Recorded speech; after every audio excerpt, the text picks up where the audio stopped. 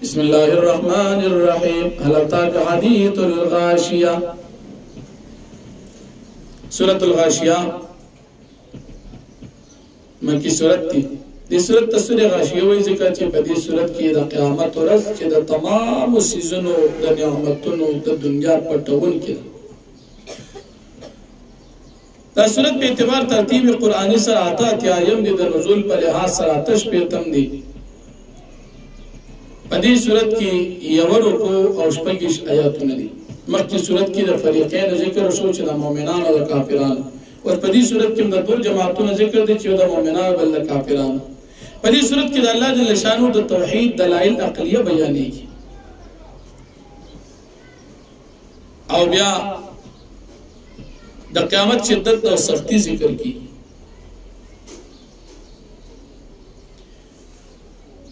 جہنم کے کافران اور رسوائی اور عذابوں ذکر کی جہنم کے کافران خوراک سکات ذکر کی او پا آخرت کی قیامت کی دا مومنان نعمتنا او دا دوی خوراکی او دا دی مجلسنا او دا دی سکلو سیزنا دا دی تختنا دا دی لوخی دا دی بالختنا دا دی قالننا دا ذکر کی بیا اللہ پاک دا خپل یوواری دلائل ذکر کی اوختاو گوری سنگ پیدا دی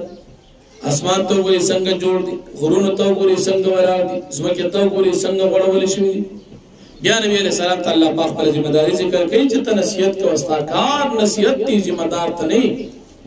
کہ جامق استاد نصیحت نا اللہ پاک با عذاب ورکی منصر واپسی تو فرمائی حل اتاک حدیث الغاشیہ آیا راغل تا تواقعا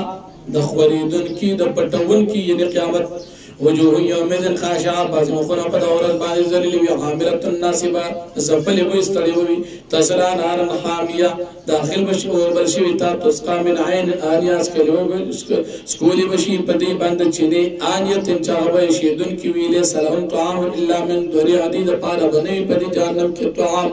مگر ازغود بوٹی لا یسمنو چی نبار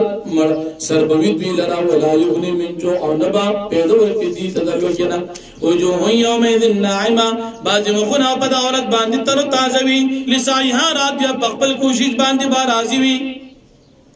فی جنت عالیہ پا جنت کے با عالیت نچت کی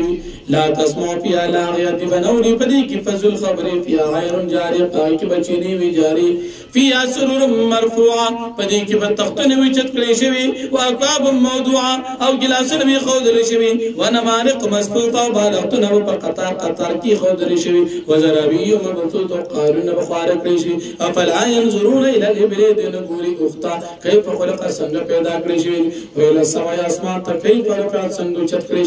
وإلى الأرض كيف سطحت وإلى الجبال كيف نصبت او دین گوری خرون تا چه سنگ دا جو ادر ولی شوی وإلى الأرض كيف سطحت نگوری مکتا سنگ غور ولی شوی دا فذکر پس نصیحت کو انما انت مذکر یقین انت نصیحت کو انکی لست علیہم بمسیطر تنی پری خلق بانی ذمہ دار الا من تولا وکفر مگر سوک چی راجو کیو کفریو کو فیعذب اللہ العذاب الاکبر پس اللہ پاک بدر عذاب اور کیا عذاب لی ان الینا ایابم یقین خاص من طرف تا پس کے دن ربیدی ثم ان علینا حساب بیا خاص من بانے حساب در بیدے